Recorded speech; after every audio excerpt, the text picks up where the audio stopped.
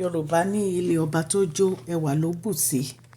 Èèyàn lé inú Queen Naomi dùn sí kábíyèsí, wọ́n dúpẹ́ lọ́wọ́ kábíyèsí fún nǹkan ràbìtìràbìtì tí wọ́n ṣe o, nǹkan ìyanu tí wọ́n ṣe fún wọn. Gudugudu méje yàyà mẹ́fà amójèsì wá fún yín ní bóyá ìjẹta àbí ìjẹrin tí a ní pé ibi tí kábíyèsí ń kọ́ fún Queen Naomi pé wọ́n ti fẹ́ẹ́ parí ẹ̀ tí wọ́n renovate fún wọn, tí a fi sọ fún yín pé àwọn olórí yìí wọ́n lọ síbẹ̀ láti lọ wo ibi tí wọ́n bá ṣẹ́ dé tí wọ́n fi ń kí kábíyèsí, tí kábíyèsí ní gbogbo nǹkan táwọn máa ń ṣe fún Queen Naomi kọ́ máa ever dà sí mọ́ láíláí. Ẹ̀yẹ èèyàn lé wọ́n ní Queen Naomi dúpẹ́ torí Queen Naomi lọ kí kábíyèsí ní inú palace. Ẹ mọ̀ pé mo ti sọ fún yín pé anytime ni wọ́n lọ sí palace, anytime dẹ̀ ni wọ́n ń sun palace. Wọn kò tí ì make official ni pé wọ́n ti return sí palace, but bá a ṣe ń gbọ́ wọ́n ti return sí palace. Wọn kàn tí ì ṣe ayẹyẹ pé wọ́n padà sínú palace fún wọn ni.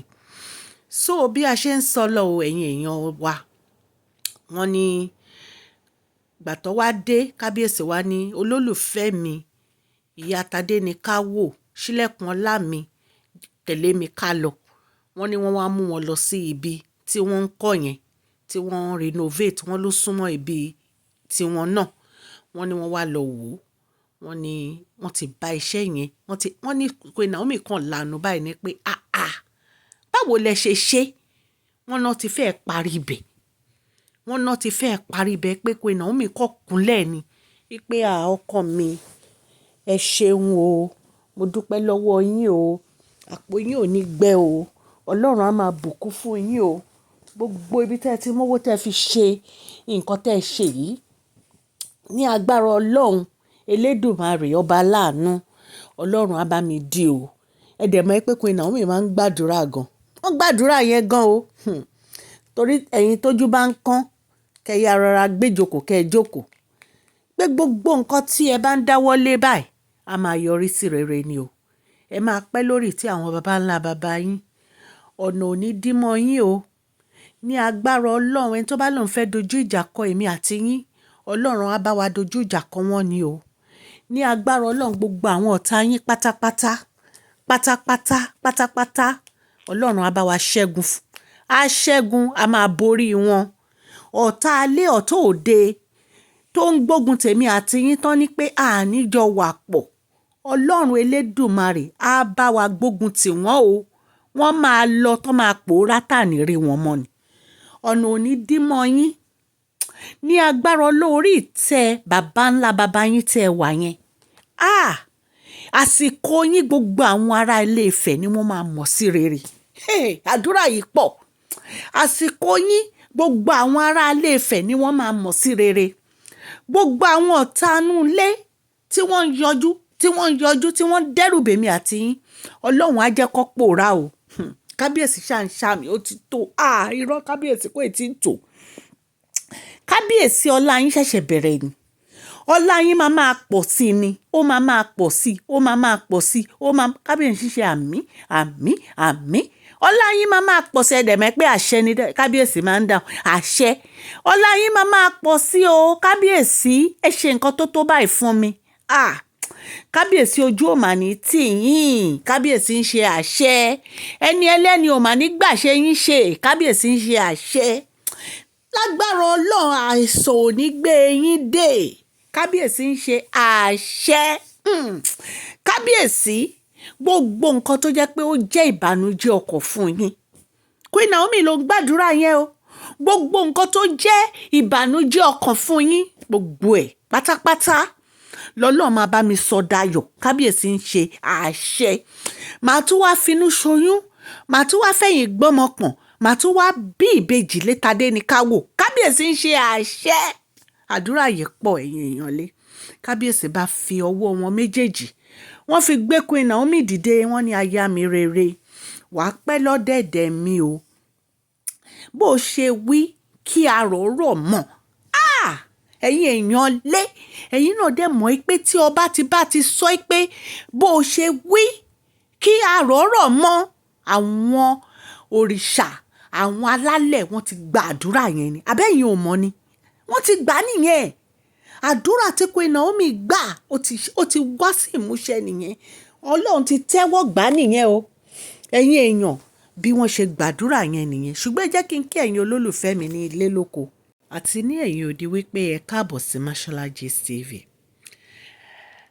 Orúkọ mi ni Mashola Yorùbá ni mo máa ń sọ lórí channel mi. Mo máa ń sọ̀rọ̀ nípa celebrity gist, royal gist, politics àti gbogbo nǹkan tó ń ṣẹlẹ̀ ní agbègbè orílẹ̀-èdè bàbá wa ní ilẹ̀ Nàìjíríà. Ẹ̀yin èèyàn létà bá ti subscribe, ẹ tẹ notification bell yín kẹ́ ẹ dẹ̀ subscribe so that tá bá ti post any gist ẹ máa rí. Òkè ni ọlá yín á máa lọ. Ọlá yín ò ní lọ ìsàlẹ̀ láìláì. À ń ṣe advert lọ́lọ́kọ̀ òjọ̀kan lórí channel yìí.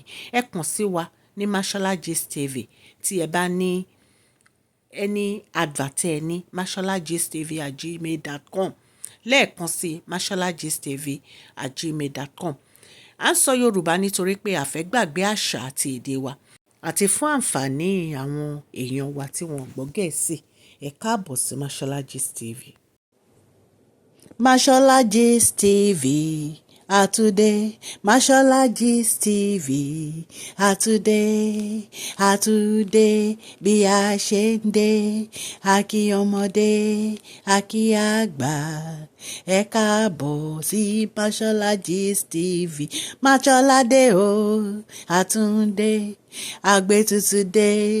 àgbétutù dé àmú gist alálùbáríkà wá fún yín lórí public gist lórí royal gist lórí celebrate gist Mashola àtúndé o àtúndé Mashola Gist TV àtúndé.